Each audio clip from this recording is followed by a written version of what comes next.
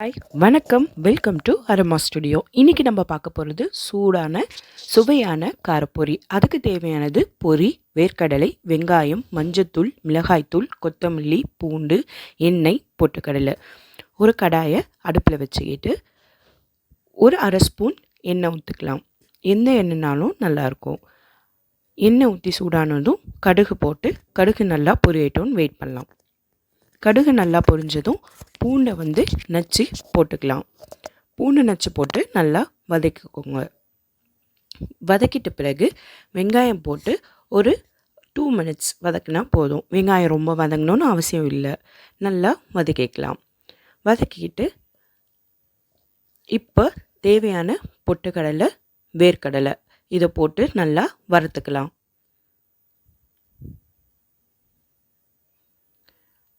இது நல்லா வறுபட்ட போது இதுக்கு தேவையான அளவு உப்பு போட்டு வதக்கிட்டு மஞ்சத்தூள், மிளகாய்த்தூள் போட்டு நல்லா வதக்கிக்கோங்க. அதுக்கப்புறம் பொரியை சேர்த்து நல்லா வதக்கிக்கணும்.